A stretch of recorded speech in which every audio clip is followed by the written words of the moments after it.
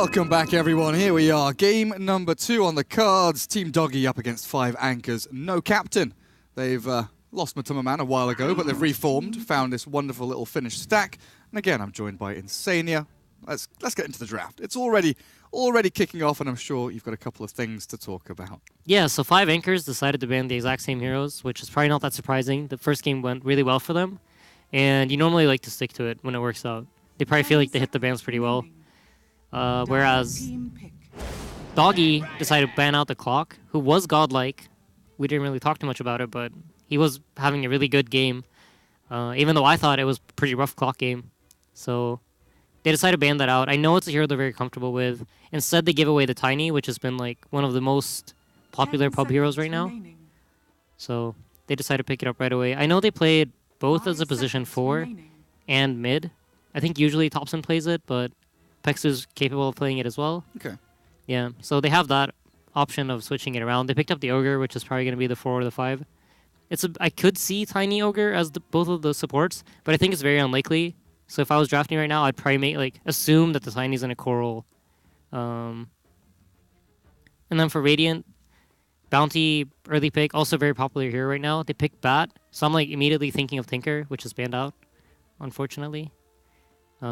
Rasta's also a really strong zoner. I really like running Rasta and Bounty together. I feel like one of the problems with Bounty Hunter is that he doesn't have that much presence on any lane. He needs the lanes to be very strong in order to be able to make successful rotations.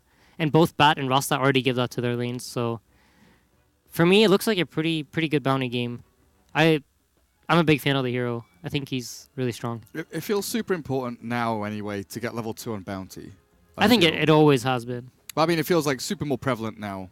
Yeah. Like previously, you could Orb of Venom, Invis, Sniper Courier, do some harassment. But now people are dual laning mid, they're placing sentries, they're dewarding in lane spots on your side lanes. Yeah. It becomes a lot more difficult to kind of get in and out.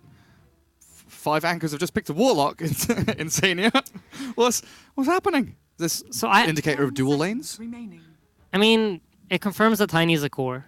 That's the first thing that it does. I think I'm not really sure why they decided to go with Warlock against Bat. I've actually been thinking about Warlock myself because, in general, the position 5 heroes that you like right now are the ones that are really strong in lane and in some way provide, give you, some kind of edge in some aspect of the game. If you look at Radiant, they don't really have any teamfight heroes. They have Batrider and Bounty, which are, normally your position 3 and 4 heroes are what decide if you have, some Tide or some huge team fighter, someone that really controls fights, and they've picked Bounty and Bat already, so you know that they don't have that teamfight hero. So throwing in Warlock kind of gives already all right, teamfights are ours if we want them.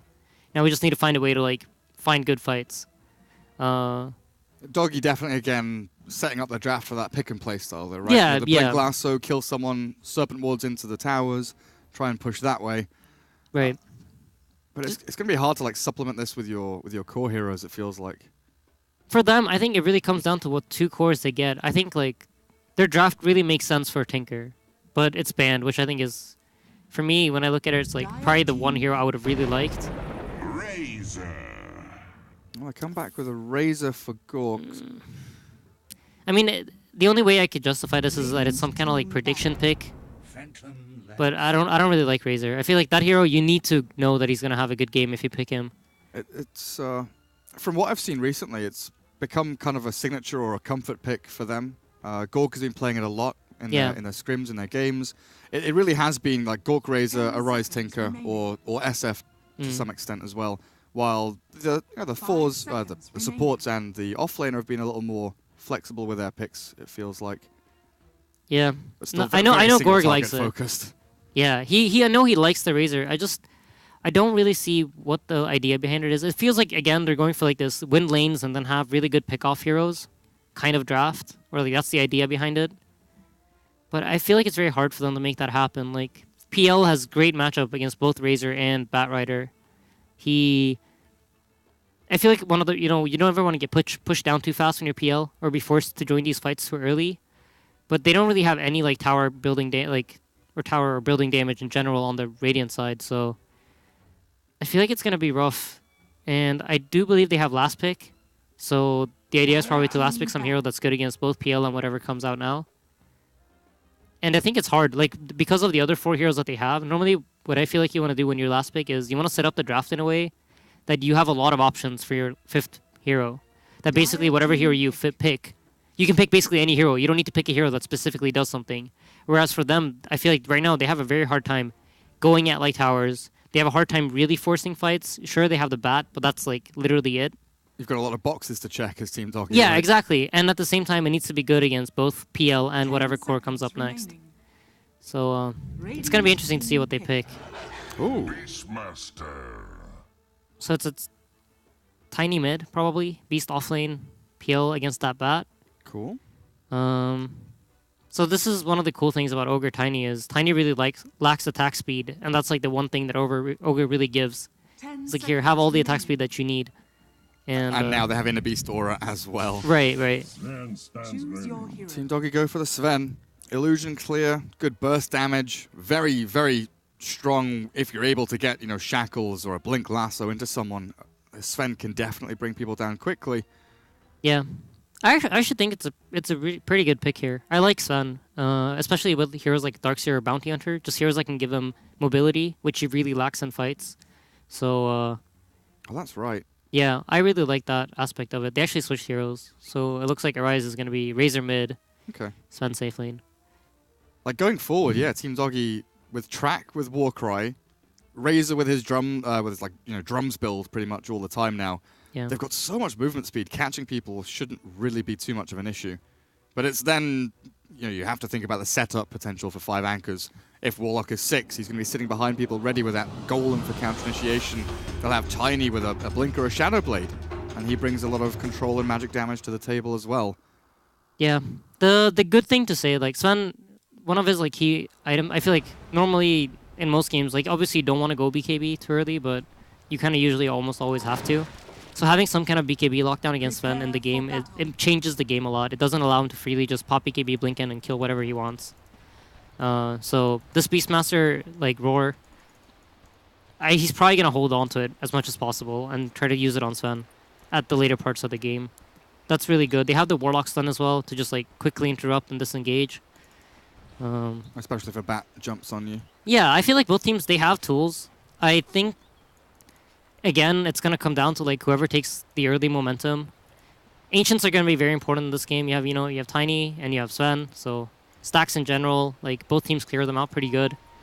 So one thing that Team Doggie do have though is if the laning stage, breaks even or if they even get behind a little bit, Bounty with Track is a mechanism to allow them to kind of swing back into the game with a couple of good team fights. And they've definitely got, the burst damage, the kind of consolidation power with Shadow Shaman Serpent Wards to be able to do that. Yeah. It's going to be scary, though, up against this Phantom Lancer. Sure, Sven can cleave through, but Nymphy and his illusions very good against Bat, against Razor. Chasing down heroes like Shadow Shaman, who are relatively static, but we'll think about that as the game progresses. Arise needs a second there. Already contesting the rune very heavily. Observer Ward up behind the tier 1 down at bottom. It looks like 5 Anchors knows what's up. Is there a potential here, actually, for Team Doggie to get all 4 bounty runes? I think it looks like 3, right? This PL's going to get his rune. I don't really see much. Batrider's is coming. Yeah, maybe. They could. Give us right clicks the rune faster. Who's the better Mario Party player? Who has that A button spam? I believe in Nymphy, man. I don't think 4 runes is happening. It's too much of a dream. I have to back the 4 rune dream. I can't turn. I've said it now. I can't turn back.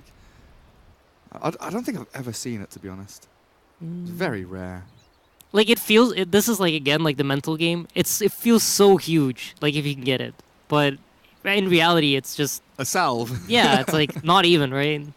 Got a couple of branches. Yay! Yeah, it's so small, but it feels very big. I think especially if like Radiant gets it, it's like yeah, we're off to a good start. Better than expected. Yeah, especially if like Bounty Hunter can pick up one of them. He's already got boots, but that could be moving towards an Orb of Venom, towards the Sentry that he's got queued up to try and deal with mid. Thompson, double Gauntlets of Strength.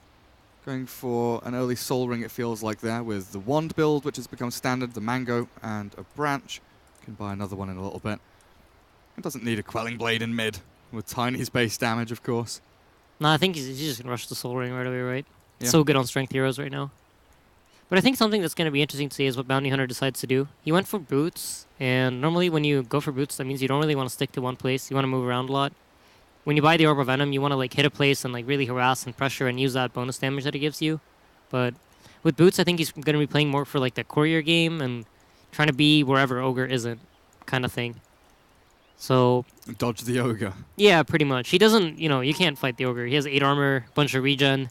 You're a little squishy Bounty Hunter with like 100 HP less than him, so every trade hurts you so much more.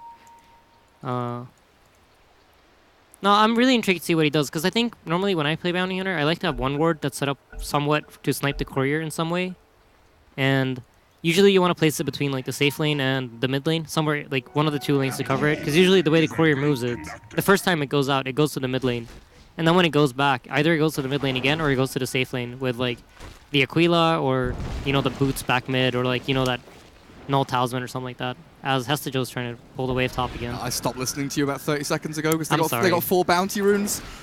They did? The dream happened. Oh my god. I didn't want to interrupt you, but... I was just talking about bounty, man. I can talk about him all day. Oh dear. Looks like Joe going to go for the TP out. Get back to Fountain, double his wave up, which will push towards his tier 1. What's Nemphy up to? Is he trying to drag waves around himself, control everything up? It's such a weird paradigm we found ourselves in now, where offlane is just messing with creep waves. Yeah, it's a cool way of getting lane control. I think there are a couple of things that you can do to deal with it. Before it was mainly that, you just kind of kill him. But with the heroes that they have, he doesn't feel threatened. And starting with a free TP basically means that it has no cost. There's no expense for doing what he's doing. Get away with it, absolutely. Already, Topson. Oh, is he going to get perfects? Yes, he is. But the shackles towards the east, Trixie will walk away with another creep wave coming in. Where has he brought this one from? Is that the bottom creep wave he's dragged in? I do believe it is, yes. But why? Topson needs farm, man. Topson was perfect CS. He was 8 and 2. Well, not perfect last hits. But now he's going to start skyrocketing. He's going to cleave through them. Tree is up. Topson's going to be a very happy chap. Yeah, this is some color stuff. I don't know what's going on right now. Some improvised oh, I'm in trouble. Actually, wait, never mind. Come here, Topson. Have a free creep wave. Yeah, I'm going to do this in my pubs. I mean, I bet that would make your mid laner super happy. I can't wait to have people rage at me for not pulling a wave to their lane. Why did... Oh, shit. Will missed the kill on Nemphy that Hestajo has managed to pick himself up. I'm not sure how that happened, but that's my bad. That's my bad. Is Batrider okay? Gonna walk this one off? Yeah. He has a Fairy Fire. That's true. Yeah. So he actually went for a pretty greedy build. The good thing with PL against Bat is you can dispel the sticky charges with Doppelganger, I believe. Yeah. So it's very rare that you die as a PL to Bat. But ultimately, I don't think it makes too much of a difference. The lane is still the same. You're still laning against the PL. Once he gets that Doppelganger, you're not really doing much. But it gives him a nice gold bonus, and I'm going to keep bringing this up. But the mental game, you get a kill that you're not supposed to get. It feels really good. You got to win. Yeah, exactly. Oh. Right. Ahead in the game time. Offlaners are dying. Trixie does take a tumble. Looks like he just got battered down by the Sven and the Shadow Shaman. So Joe returns to base, has the full Tranquils done, can buy raindrops, a magic stick, all of that good stuff. While Tiny continues farming mid, almost doubling up the last hits of the Razor. Spectacular start as Arise tries the static link, will drain a decent amount of damage back from Topson, but he's still got a fair amount to go anyway. And with a Soul Ring, he can keep spamming out these avalanches. No real problems for him there. Yeah. Still a great laning start from Team Doggie. Their Sven is up and running. They likely want to start thinking about how to get stacks for him, right? I think it's probably still a bit early. It's not one of your main concerns right now. You're just trying to get your supports going at this point in the game. I feel like if you're Rasta, you just want to try to get as much levels right now as possible and keep this beast from doing anything. But it's a huge win. If you compare to last game where laning phase, at least from Gorg's point of view, put yourself in Sven's mind. Last game it was a disaster, and now it feels way better. Especially if they get another kill here. Yeah. Is that Trixie just planting a tree to try and block out vision? Well, it's not going to work. Just color stuff. He tried. Yeah, this is Trixie stuff. Wonderful regen rune for Topson, as he has boots as well. What are we looking at? 2 in Avalanche, 1 in Toss. They did have this dual lane with the Ogre, so Topson not quite up to the same level as Arise on this Razor. I think still, though, that bonus creep wave actually puts them pretty close. If you look at it, I think it makes a pretty big difference when it's like a dual lane mid. Obviously, it hurts the Beastmaster a lot, but it's really good for Ogre. I mean, he's a happy Ogre right now. Look at him. Batrider. Nemphy is up on top of the cliff and couldn't chase him. Joe will be fine. But yeah, Trixie, what's he up to now? 1-1-0 build. Not really accomplishing too much, but he's got this wave near his tower. He'll be able to get some CS. Get closer to that level 6 as mid lane bounty hunter now. We haven't talked about this hero because we haven't really seen much from him. Been lurking around in his lanes for a while, but with Ogre and Warlock both in mid, Aki will scout out the Observer Ward placement, but just back away for now. What's the next step here for this bounty? So he placed the ward for the courier. You can tell right up here, far into the Dire Woods. This is a great ward to scout out, like when the courier moves to the safe lane. And in general, it gives you pretty good information with movement, but bottom. That's a tanky Ogre. Trixie escaped from the Sven and the Rasta, but still, Gork will get himself a kill. In behind this tier 1. Can they push as well? They've got a catapult wave coming in, so maybe an option there to push tier 1. Yeah, I think Trixie's probably just going to move there and start using Axis to pull the wave away from the tower if they decide to do that, so I don't think he's too unhappy about this. He's going to be able to get some levels from it, hopefully, as he stacks Ancients again. Get those stacks going. Yeah. Dire are definitely ahead when it comes to like the Ancient stacks, and Tiny's getting to the point where he can start farming them, I think, pretty soon. Neuer just walks up and takes his bounty rune. That was the smoothest move. Trixie's like dodging Ancients, he's moving around, trying not to get rooted, and Neuer just literally just walks straight up, takes the bounty rune, he's out of there. Yeah, you're really happy when you get those Ancients, you know, the purple ones? Oh yeah, I love them so. They're my favorite, definitely. Yeah. Trixie likely about to die again. This Rasta Sven combo, just so much control, but it's the damage that comes from them as well. Like Shackle's level 2 now. 200 damage. Yeah, and they like his spells are so cheap. Like the 105 mana for that lightning, 200 damage. It's almost like 2 damage per mana. It's so good for like a spell. Just think about it in terms of value. But I think more than anything, Gork getting these kills are really important. Like he's the kind of player that I think he's too hard on himself sometimes when he does bad things. But also like when he does well, he really like it gets him going. So him getting these kills, I think, are really important for his game. And his impact, like, and overall influence. Even though maybe it's not the biggest thing in terms of numbers. For the mentality, it does a lot. Early stack, 7 minutes in. Stolen a little bit here by the Ogre and Beastmaster, leeching a bit of experience, but looks like they'll clear it up with Sven. Force the other 2 Dire heroes away. Yeah. Bounty Hunter actually went 2 points in his Shadow Walk, and the reason you do this is because you want to be able to kill the courier in 1 hit. So if you only have 1 point in Shadow Walk, when the courier starts flying, you'll need 2 hits to kill it every time. So the second point basically like enables you to get it right away without them seeing you or reacting or whatever. Just that tiny bit of extra damage. Yeah. All pays off. Batrider with no Firefly is in an awful lot of trouble here potentially. Doppelganger forward. There's 4 1 charges and a Fairy Fire, but Hester Joe will take the Lance to the back. And down he goes. Does draw the PL away from the wave, but it doesn't look like he's going to miss out on too much here. We'll get back. And yeah, all the creeps are alive, so Nemphy perfectly happy with the way things are going as the Phantom Rush gets him back into lane that much faster. Well, they're setting up for bottom. Neuer, Aki, both want Trixie. He's playing pretty passively here behind his tier 1 as they've been scouted. Oh, they've scouted the Ogre. Can't really go on the Ogre. Too tanky for you. But things seem to be kind of leveling out now. 5 anchors are finding their groove. Team Doggie, there are still options for them to make aggressive plays. Now that Sven has Mask of Madness, he can even go back into the jungle and just give levels to his supports. But it feels like Neuer has had such a great game already. He doesn't need to be like left in the lane to leech experience. He's closing in on 6 already. Yeah, no, this is one of the best things about getting like early kills as a support. It really makes your game, mainly because of the experience you gain. The gold is great, but mid lane, Tiny's in trouble. Oh, or is he? Yeah, he's in super trouble. I think Ogre's going to die here as well. Firefly, what is it, level 2 with a 2 in Napalm? Lots of damage coming in on 5 anchors. Lose 3 under that tier 1 mid. That was a double damage rune on a rise. Definitely helped out there. Yeah. No, it's, again, this Batrider rotating mid and getting this play done for them as bottom Beastmaster's caught. Oh man, the Hex comes through and it's damage coming out from Gorg. One more slap of the sword will do it. Pops his mom, but he's being juked a little bit here. Trixie gets into the shadows. No stuns though, as Gorg just TPs straight back. Very, very close to getting an additional kill there. God's strength somewhat wasted, as he'll have to fall away. I'm quite sure Gorg blamed lag right there. I mean, I saw it. I hope you did too. Yeah. Clearly lagging. He walked forward and then all of a sudden he was walking backwards. Yeah, what happened? I don't know. Nah, but a big thing here for the Dire is that they have a lot of ancient stacks. So now that Tiny, or stacks in general, heads into the jungle, he has a lot of stacks to farm, whereas Sven doesn't have any. Poor Sven. Yeah. That's what happens when you have 4 heroes run at you, I guess. Batrider dead. Thompson. Oh, he sees a rise here. Avalanche toss. Oh, he's just going to safeguard the regen rune for now.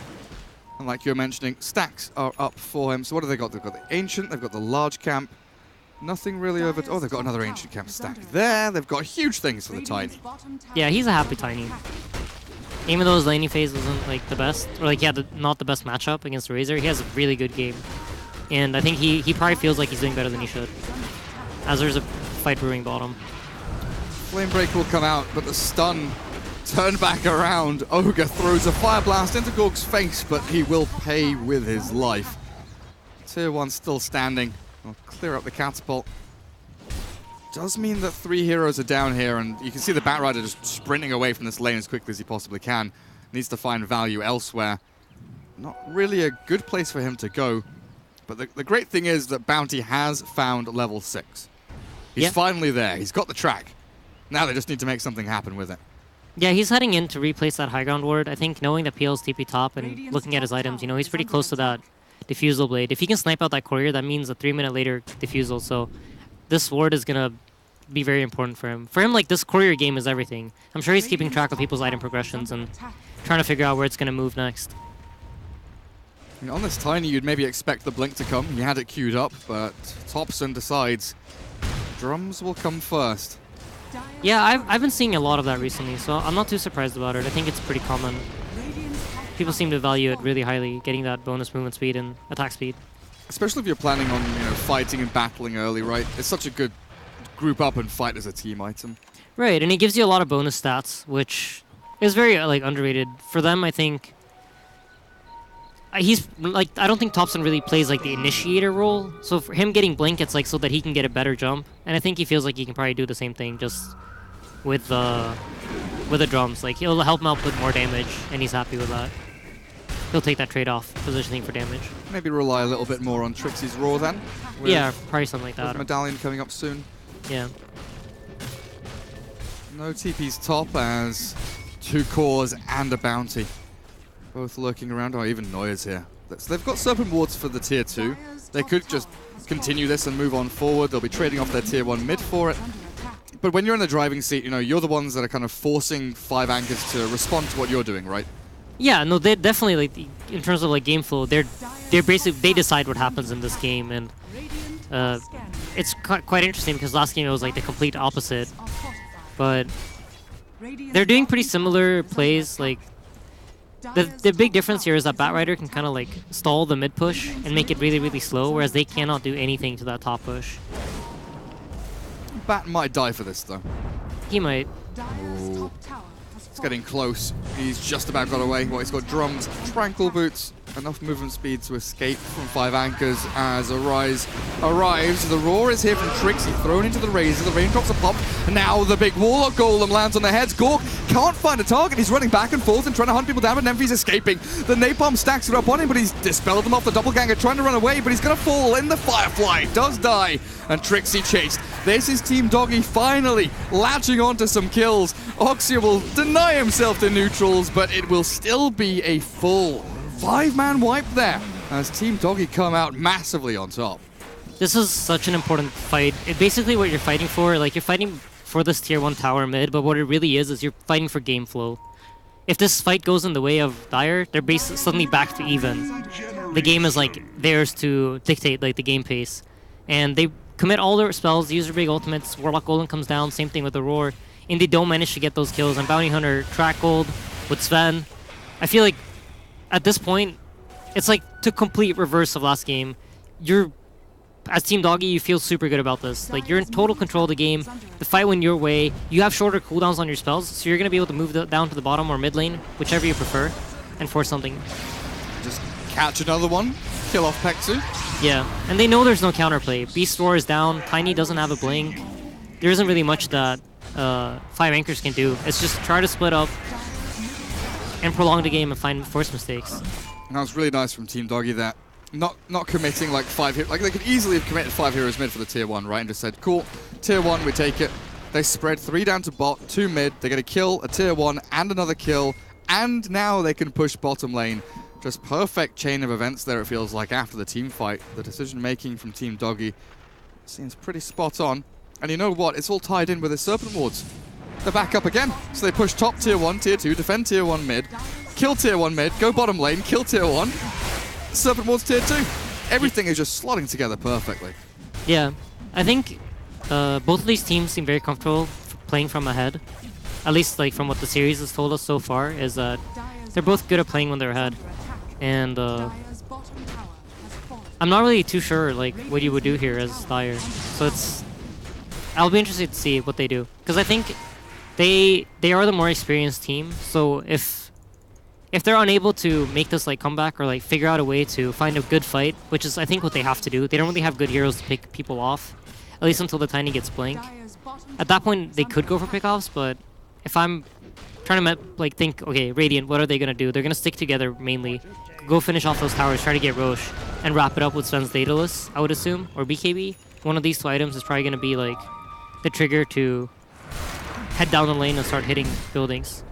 So yeah, I think as 5 anchors, it's probably like trying to find a good fight, a fight that favors them, like where they have wards set up before Radiant knows about it. Well, they know Bounty is in behind their towers. They've pinged him out. Courier flies right over his observer board, but if it doesn't swing to the right... Oh, it's going to go all the way over the trees. That is the safest courier I've ever seen. All the way up to the northern side of the map, into the trees, and away it goes.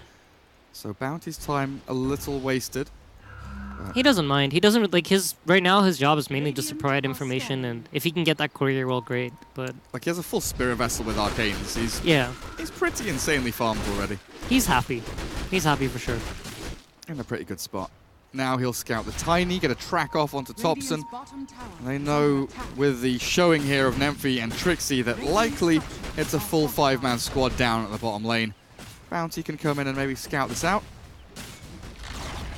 Doesn't seem too afraid of any sentries or anything like that. He's going to stand in the middle of all of them. He doesn't care. And the rest of the Radiant team, they're spreading. Serpent Ward's ready for tier 2 mid if they want to. Arise has this wave pushing in, but it's also top. Top lane has to be dealt with here by the Finns.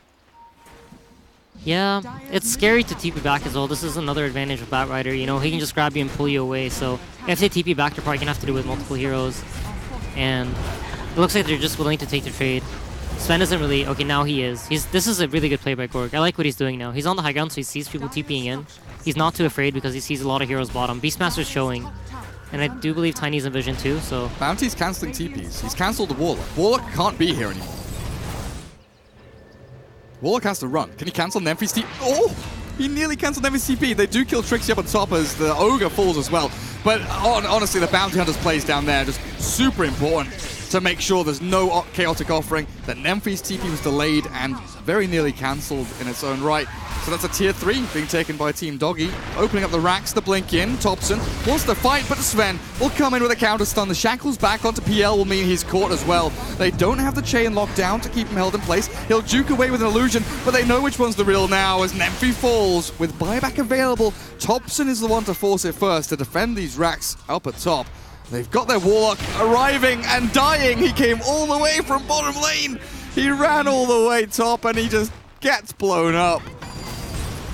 Oh, yeah, that feels bad. That's not a happy Pexu right there. Probably thought like his team was closer by. They didn't expect them to linger around. And Bounty drops the track and in goes Sven. It's like very...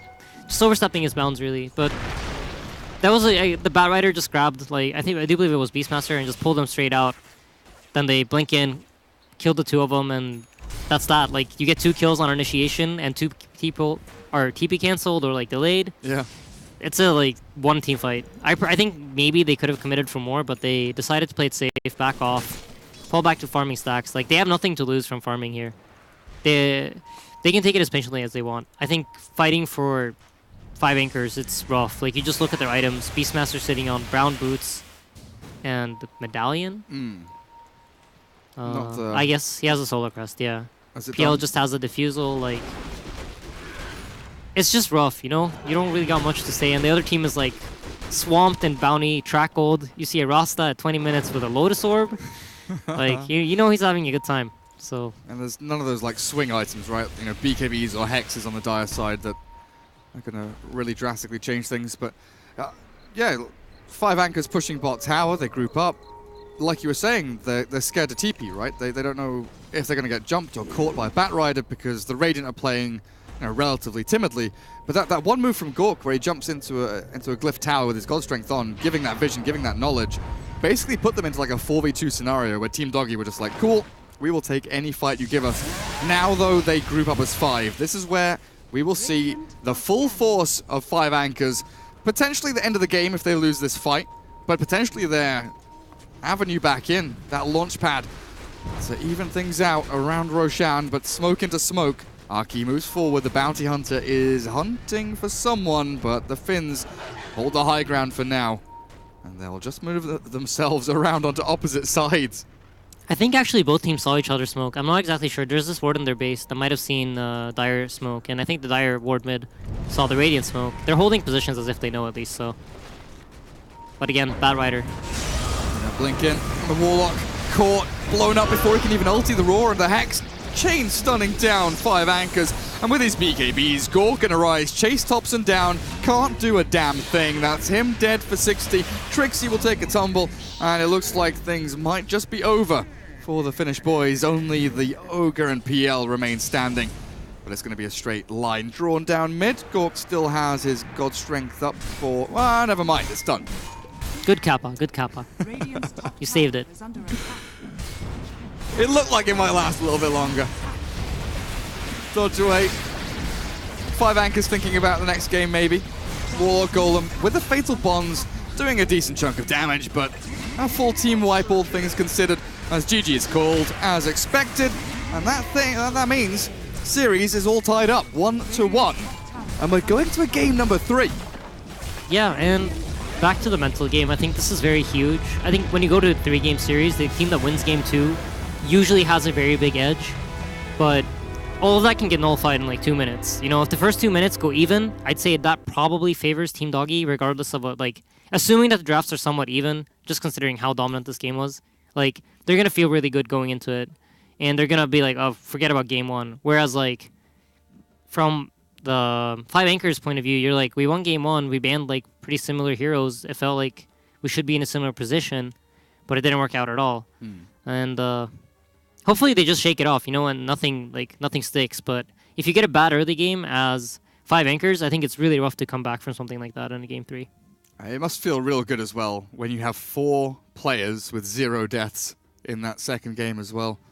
Typical offlaners, man. Offlane feed, 4-3-14. Come on, man. I mean, he got first blood on the PL. I think we'll give him the 3 deaths there. True. All worth it. All worth it. We didn't see it because I'm bad, but it happened. It did happen, indeed. Definitely happened. Right, game 3 coming up in just a little bit. We'll take a short break, and we'll have the final game in this series in a couple of minutes.